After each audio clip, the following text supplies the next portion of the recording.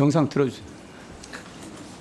자, 이거 기억하실라나 모르겠지만 그 4년 전에 후보자께서 방송에 출연해서 한 얘기입니다. 가장 예리한 칼을 들고 있는 검찰총장이 이런 정도의 패거리 문화를 갖고 수사는 제대로 했을까? 솔직히 말하면 분노감이 들어요.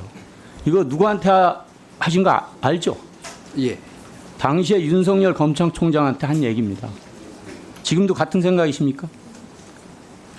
그때는 그렇게 생각을 했었죠. 그러나 그 뒤에 말하자면 좋습니다. 이분이 예, 하시는 걸 보고 예, 좋습니다. 예, 제가 됐습니다. 지지하기로 한 겁니다. 예.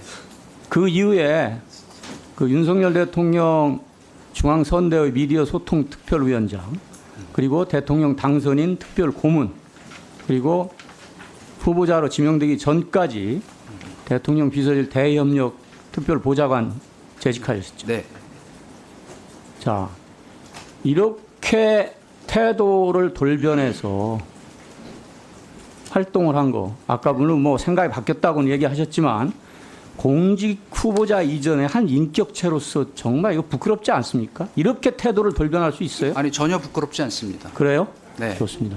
태도가 바뀐 게 아니고 상황이 바뀐 거죠. 상황이 바뀌었다고 네. 이렇게 일관성 없게 조국 사태 같은 게 없었으면 그만 얘기하세요. 그 인식을 지금도 자, 갖고 있었을지 모릅니다. 맹목적 권력 추종자로밖에는 저는 이해할 수가 없고요. 많은 국민들이 아마 그렇게 생각할 겁니다. 그리고 더 큰 문제가 있습니다. 방통위 설치 및 운영에 관한 법률 좀 읽어보셨습니까? 예, 말씀하십시오. 자, 목적 보세요. 방송의 자유, 그다음에 방통위원회 독립적 운영 보장 이런 얘기 쓰여 있죠. 자, 그다음에 또 넘겨주세요.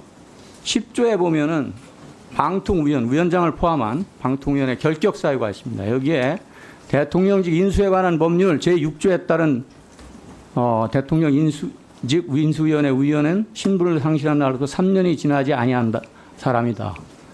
물론 인수위원을 안 하셨을지라도 당선인 특별 고문, 그다음에 현직 대통령의 특별 보좌관인데 바로 방통위원장으로 지명되셨어요. 당시에 이 법이 2015년도에 통과될 때 방통위의 독립적 운영이 보장되어야 하며 위원 선임에서도 정파성을 배제하도록 해야 한다.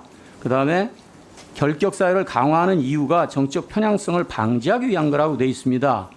이 법안의 취지를 보면은 후보자께서는 사실상 자격이 없는 겁니다. 이와 관련해서 방통위가 당연히 법제처에 유권 해석을 의뢰했어야 합니다. 그렇지만 하지 않고 있습니다.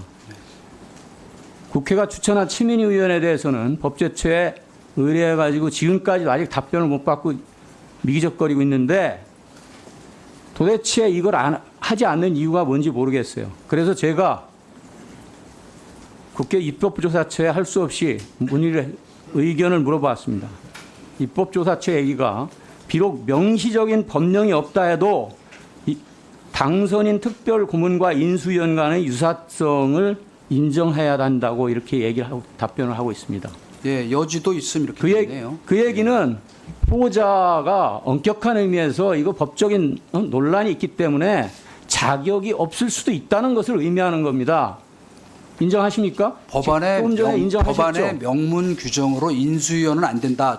제가 2008년에 인수위원이었거든요. 그건 법원의 자꾸 해석이고요. 네. 이거는 해석을 받아볼 필요가 있습니다. 그다음에 후보자는 이처럼 본질적인 자격에 문제가 있을 뿐만 아니라 앞서 여러 의원님께서 지적하셨듯이 증여세 관련된 거, 그다음에 언론 통제 및 탄압과 관련된 거, 아들 학폭 개입과 관련된 여러 가지 의혹들이 남아 있습니다. 이것은 공직 후보자로서 매우 부적격한 것들입니다. 따라서 저는 후보자께서 이제라도 스스로 내려놓는 것이 그나마 명예를 지킬 수 있는 길이라고 생각을 합니다. 어떻게 생각하십니까? 뭐 비판의 말씀 깊이 새기겠습니다. 네. 물러나실 생각이 없으시다 그러는 거죠? 네. 뭐 임명권자가 물러나라 그러면 지금이라도 그 물러나야죠. 그다음에 그 앞서 여러 의원님께서 지적하셨듯이 YTN의 보도 개입 사례, 뭐 이게 저 국정원 문건이나 여러 재판 과정에서 드러난 문건들 다 앞서 얘기했기 때문에 제가 추가적으로는 말씀을 안 드리겠습니다. 박근혜 대통령 시절에 이정현 홍보수석이 방송법 4조 위반으로 해서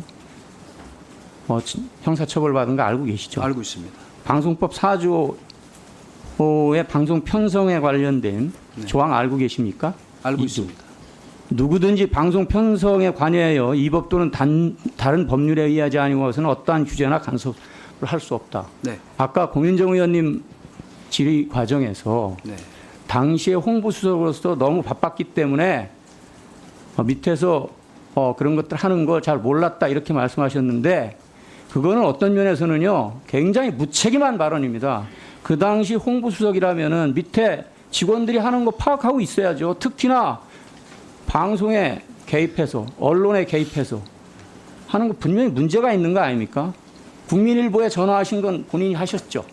그거는 예. 아내분 토지 네. 부동산 투기 관련해서 입사 동기이고 몇십 년을 아무리 아는 입사 동기여도 사이니까 그렇죠. 공직자로서 인정에 아무리 우수한 거죠. 입사 동기라도 해서는 안 된 일을 하신 겁니다. 그거는 압력으로 비칠 수밖에 없는 겁니다. 네, 근데 기사가 결국 나갔습니다. 그게 신문이니까 방송법 조항을 적용하지 못하는 거죠. 기사가 결국 나갔습니다. 안 나간 게 아니고. 당시에는 바로 안 나갔습니다. 나중에 나갔습니다. 자, 수고하셨습니다.